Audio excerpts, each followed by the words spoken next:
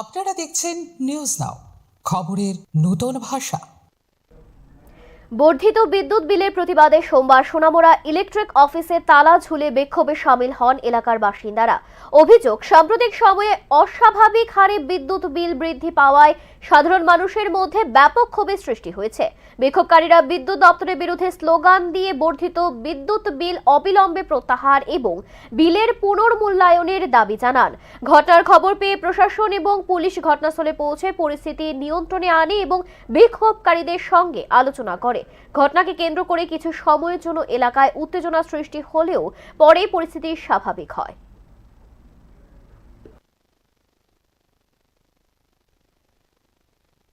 টাকা দিয়ে রিচার্জ করতে পারছে না, যখনই অফিসে যায় তখন বলছে 1200 টাকা লাগবে, 1500 টাকা লাগবে। একজন দিনমজুর সে এত টাকা কোত্থেকে আনবে যদি বিদ্যুতের নামেই যদি 1500 টাকা জমা দিতে হয়?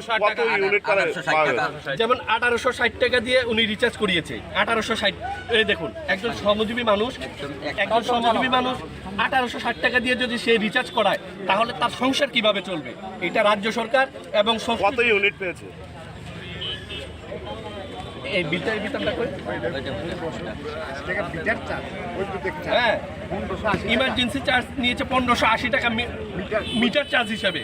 তাহলে উনি পেয়েছেন আপনার এটা পোস্টপেড, এটা প্রিপেড না। হ্যাঁ, এখানে ইউনিটের লেখা নেই। কিন্তু আমার কথা হচ্ছে যে সাধারণ জনগণ যদি এই বিদ্যুৎ বিলের নামে কন্টিনিউয়াসলি হয়রানি হয়, সেটা অনলি 1 মাসের জন্য না, কন্টিনিউয়াস। আমি আরেকটা জিনিস বলছি, যেমন পশ্চিমবাংলায় বিদ্যুতের যে স্মার্ট মিটার সেটা বন্ধ হয়ে রয়েছে, বন্ধ। সাধারণ জনগণ কিন্তু সেটা অ্যালাউ করছে না। তাহলে আমাদের রাজ্য সরকার কেন আমাদের উপর সেটা চাপিয়ে দিচ্ছে? আমরা এখান থেকে আওয়াজ তুলে যাতে অবিলম্বে আমাদের স্মার্ট মিটার বন্ধ করা হয়।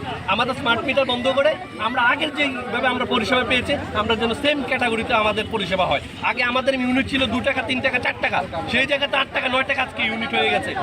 এই যে বর্ধিত মূল্য, এই সাধারণ জনগণ আজকে কোথায় যাবে?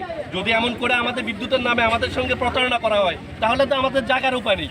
তাই আমাদের ত্রিপুরার সমস্ত জনগণকে অনুরোধ করছে, আপনারা আপনাদের জায়গা থেকে এই বিলের বিরুদ্ধে এই